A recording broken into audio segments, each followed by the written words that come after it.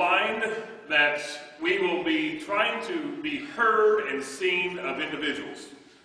Now, I've had the privilege in the early 80s to have been trained on how to gather a crowd, control a crowd, maintain a crowd, keep a crowd, by some of the best in the business back in the 80s.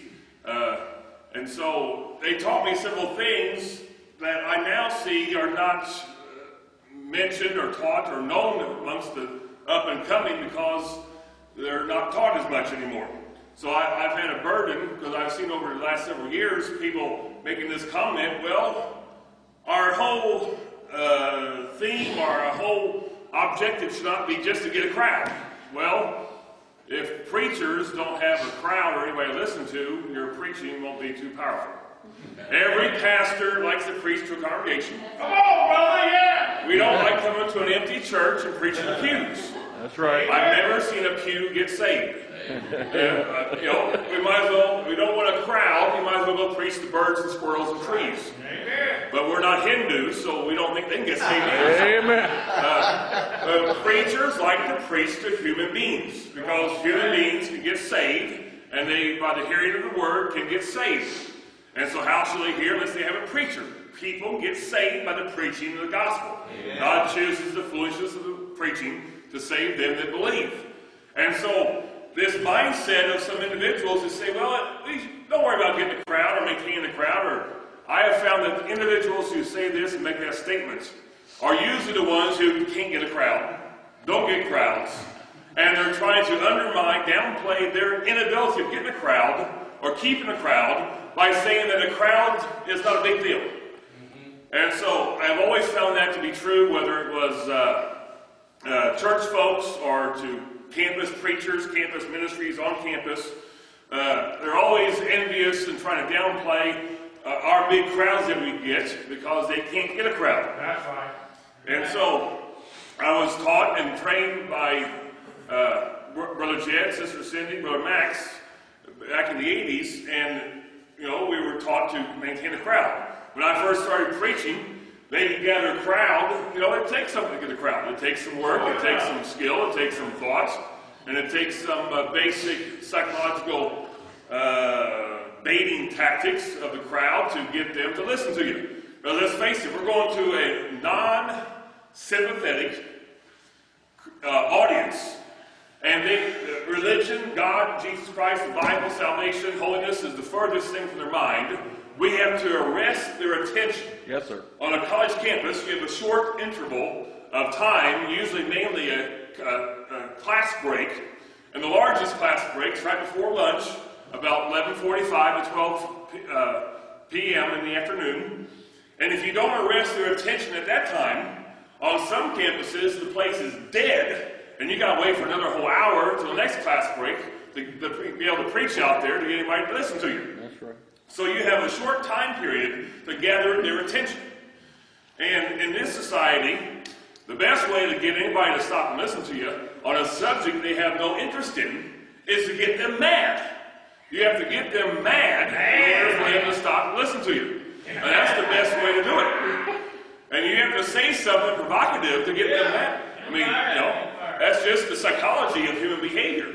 They're not going to stop and listen to somebody who they say, well, I've heard that message before. This guy doesn't have enough guts to tell me I'm going to hell. This guy doesn't have enough guts to tell me I'm doing something wrong. This preacher here doesn't have enough guts to say what's right or wrong. He's a mealy mouth, a spineless wimp, a banana-backed, weak-kneed liberal out there, or a moderate who sits on a fence somewhere who doesn't know what he believes in. Amen. And so you have to arrest their attention and get them to stop and listen to you.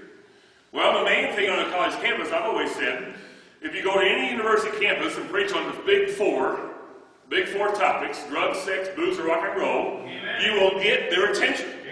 If you preach it in a condemning fashion and hit them where they're living and hit their lifestyle, step on their toes, and direct your message to where they're living, you will stop them and get their attention. That's right. And that's the basic.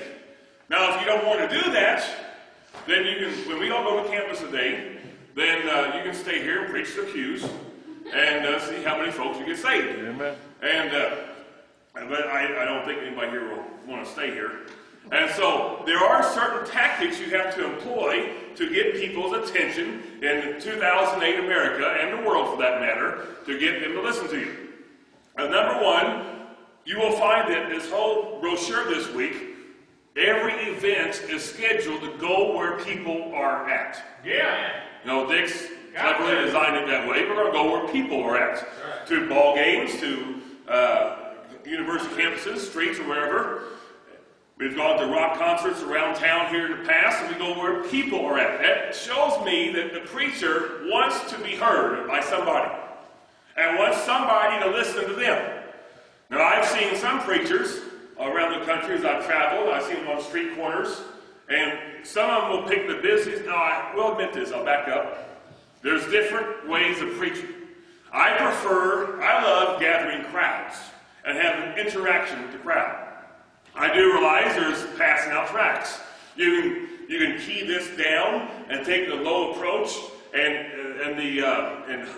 tone it down as much as you want to where you just go out there and simply pass out tracts and just say, God bless you, God bless you, God bless you. Yeah. But still, you'll be doing that where there's people to pass out tracts to. Right. You still expect people to be where you're at, because we want to have people receive our message, whether it be verbally or with handwritten messages.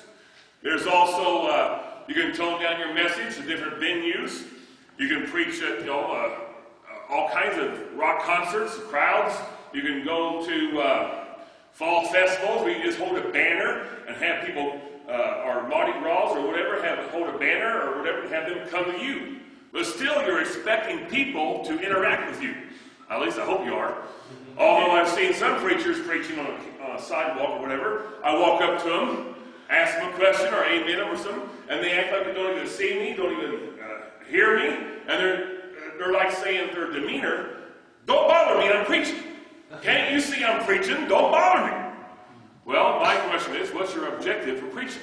Is it not to interact with people and get people to receive your message and have them ask you questions, hoping to find out where their main problem with God or theology or the Bible might be, so you might give them the answer and hopefully can unlock their the bondage of their souls and their minds so they can get saved? Yes. That should be your objective. Yes. And so I've seen some preachers out there, and their attitude was they preached, they got done, they walked off, they patted themselves on the back and said, I've done my day's work. I've done my preaching for today. And so, God's happy with me. Well, I didn't get anybody saved, didn't try to get anybody saved, didn't even talk to anybody, didn't even acknowledge their presence, didn't interact with them, and I didn't really show I cared for their souls. I just cared to say I'm a preacher, and I want to go out there and preach.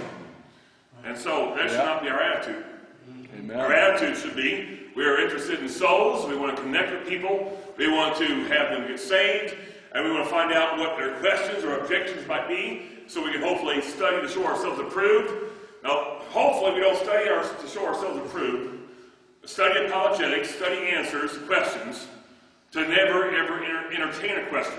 Hopefully we want to entertain questions and entertain conversation and dialogue, so we can have our studies that we've done in the background be manifest, that we have an answer for the critic and the skeptic. So, on a college campus, we go and try to find the free speech area. That's the area on campus that students have already been accustomed and trained to gather for outdoor activities. That is our first objective, find that area.